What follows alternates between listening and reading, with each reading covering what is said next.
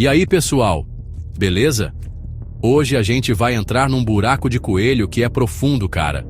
A gente vai falar sobre maçonaria. E olha, antes que alguém venha dizer que é teoria da conspiração, vamos deixar uma coisa clara. A maçonaria é real. É uma organização legal, com lojas espalhadas pelo mundo todo, e muita gente boa faz parte dela. Mas a questão que a gente vai explorar aqui é outra. E se essa estrutura que todo mundo conhece, com seus rituais e símbolos, for apenas a porta de entrada? A fachada visível de algo muito, mas muito mais secreto e poderoso que opera por trás das cortinas? É uma ideia maluca, eu sei, mas que tem sido discutida há séculos. A parada fica ainda mais sinistra quando você descobre que a própria maçonaria é dividida em graus. Um cara que tá lá no começo, no grau de aprendiz, não faz a menor ideia do que acontece nos rituais dos graus 30, 32, 33. É tudo compartimentado. A informação é liberada aos poucos, só para quem prova lealdade e sobe na hierarquia. Então, a pergunta é: o que esses caras dos graus mais altos realmente sabem? Será que eles são apresentados a outras ordens, ainda mais exclusivas, que usam a maçonaria como um campo de recrutamento? É uma estrutura genial, se você parar para pensar. Você filtra as pessoas mais influentes e dedicadas, e só então revela o verdadeiro jogo. Então, só para a gente ficar na mesma página, o que a gente vai discutir hoje não é um ataque à maçonaria em si, mas uma exploração das teorias e alegações que cercam essa organização. Tudo o que eu vou falar aqui é baseado em relatos de ex-membros, denunciantes, livros de pesquisadores que dedicaram a vida a isso e, claro, teorias populares que ganharam muita força. Nada aqui é uma verdade absoluta e comprovada, mas são peças de um quebra-cabeça que, quando juntas, pintam um quadro bem perturbador. Então, abre a mente, pega a sua bebida e vamos mergulhar fundo nisso, porque a coisa é complexa. A primeira camada que a gente precisa descascar é a Ordo Templi Orientis, ou OTO. Isso não é maçonaria, mas é tipo uma prima distante e muito mais selvagem. Fundada lá no final do século XIX, a OTO pegou a estrutura da maçonaria e injetou uma dose cavalar de ocultismo, magia cerimonial e, o mais polêmico, rituais que envolvem energia sexual, a tal da magia sexual. O nome que todo mundo associa a essa ordem é o de Aleister Crowley, um cara que era absolutamente genial e aterrorizante ao mesmo tempo. Ele se autodenominava a Grande Besta 666 e reescreveu os rituais da OTO para focar na sua filosofia de "faze o que tu queres, há de ser tudo da lei". É uma ideia que soa como liberdade total, mas que nas mãos erradas, cara, as possibilidades são assustadoras. O que é fascinante na OTO é que ela não esconde seu lado ocultista. Enquanto a maçonaria tradicional fala em grande arquiteto do universo de uma forma mais filosófica e aberta, a OTO vai direto ao ponto. Eles praticam magia, eles invocam entidades, eles buscam o contato direto com o que chamam de inteligências não humanas. Os rituais são extremamente secretos, muito mais do que os da maçonaria comum. Dizem que os iniciados passam por experiências psicodélicas e transformadoras que quebram completamente a percepção da realidade. A teoria é que a maçonaria serve como um filtro inicial, e os membros mais inclinados ao esoterismo e ao poder real são convidados para mergulhar em coisas como a OTO, onde o conhecimento não é mais simbólico, é prático. É a diferença entre ler sobre eletricidade e colocar o dedo na tomada. Agora vamos para um lugar que parece saído de um filme de terror universitário. A Universidade de Yale. Lá dentro existe uma sociedade secreta chamada Skull and Bones, a Ordem da Caveira e Ossos. Isso é real, não é ficção. Todo ano, eles selecionam apenas 15 novos membros da elite de Yale, e a lista de ex-membros é de cair o queixo, presidentes americanos, como os Bush, pai e filho, senadores, diretores da CIA, juízes da Suprema Corte, figurões de Wall Street. É uma lista bizarra de gente poderosa. Eles se reúnem num prédio sem janelas no campus, que eles chamam de a tumba. O que acontece lá dentro? Ninguém sabe ao certo. O juramento de silêncio é levado a sério. As teorias são de que a Skull and Bones é muito mais do que uma fraternidade de faculdade. É um campo de treinamento e um pacto de lealdade para toda a vida. Os membros, chamados de Bonesmen, supostamente passam por rituais de iniciação bizarros, incluindo confessar seus segredos mais íntimos e até mesmo deitar em um caixão para simular a morte e o renascimento dentro da ordem.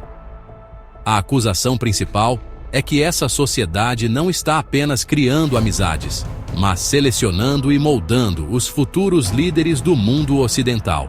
Eles se ajudam a subir na carreira, se protegem e garantem que a agenda da ordem seja mantida, não importa quem esteja no poder. É uma rede de influência que opera completamente nas sombras, conectando a política, a espionagem e as finanças, de uma forma que a gente nem consegue imaginar. Saindo das ordens iniciáticas e entrando no mundo corporativo e político, a gente encontra outro nível de poder. Grupos como o Clube de Bilderberg, a Comissão Trilateral e o Conselho de Relações Exteriores, o famoso CFR. Oficialmente, eles são só think tanks, fóruns de discussão onde a elite global se reúne para debater os problemas do mundo. Participam banqueiros, CEOs de multinacionais, donos de impérios de mídia, primeiros ministros e acadêmicos. Eles se encontram a portas fechadas, com segurança máxima, e a imprensa é proibida de entrar. A desculpa oficial é que isso permite que eles falem livremente, sem pressão. Mas olha, a suspeita é que eles não estão só discutindo, eles estão decidindo. Estão definindo a agenda global, decidindo guerras, crises econômicas e até o futuro de nações inteiras. A conexão com a maçonaria aqui é mais sutil, mas ela existe sim.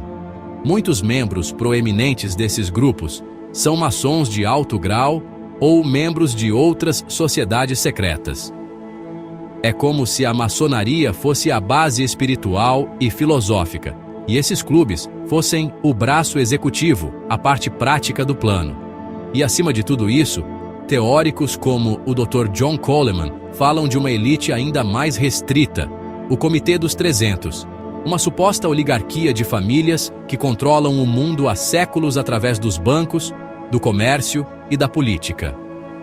Esses grupos não precisam de rituais com velas e aventais. O poder deles é o dinheiro e a influência. Eles não precisam invocar demônios. Eles podem criar uma crise financeira com uma ligação telefônica. É um poder muito mais real e imediato. E finalmente chegamos ao nome que todo mundo conhece, o chefão final de todas as teorias, os Illuminati. A Ordem dos Illuminati da Baviera foi real, fundada em 1776 por Adam Weishaupt. O objetivo deles era radical para a época, acabar com o poder das monarquias e da igreja, promover a razão, a ciência e, segundo os críticos, estabelecer um governo mundial único, uma nova ordem mundial. Oficialmente, a ordem foi desmantelada e proibida em poucos anos. Fim da história, certo? Errado. A teoria mais forte é que eles não acabaram, eles apenas mergulharam mais fundo nas sombras. Eles se infiltraram em outras sociedades, principalmente na maçonaria, usando-a como um cavalo de Troia para espalhar suas ideias. A agenda atribuída aos Illuminati modernos é a mesma da ordem original, só que em escala global.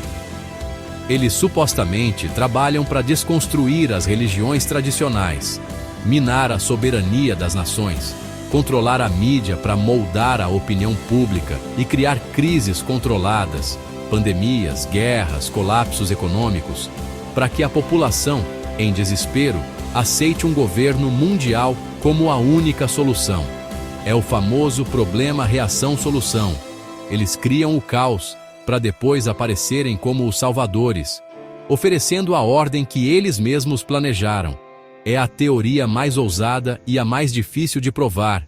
Mas quando você olha para os eventos mundiais, para a concentração de poder e para a direção que a sociedade está tomando, é difícil não pensar que talvez exista um roteiro sendo seguido. Então é isso. Passamos pela OTO, Skull and Bones, Bilderberg e os Illuminati. É muita informação, eu sei, e soa como um roteiro de filme.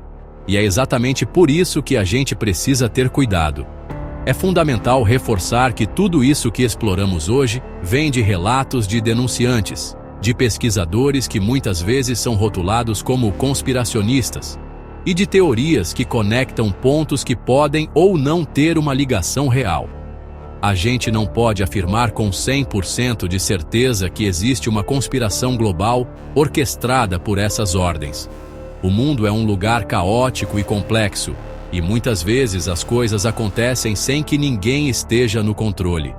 Dito isso, também é ingênuo ignorar a concentração absurda de poder e riqueza nas mãos de tão poucas pessoas, e a quantidade de decisões importantes que são tomadas a portas fechadas, longe dos nossos olhos. O objetivo desse vídeo não é te dar respostas definitivas, mas sim te dar as perguntas certas. É te encorajar a pensar criticamente, a questionar as narrativas oficiais e a fazer sua própria pesquisa. Não acredite em tudo que te contam, nem mesmo em tudo que eu disse aqui.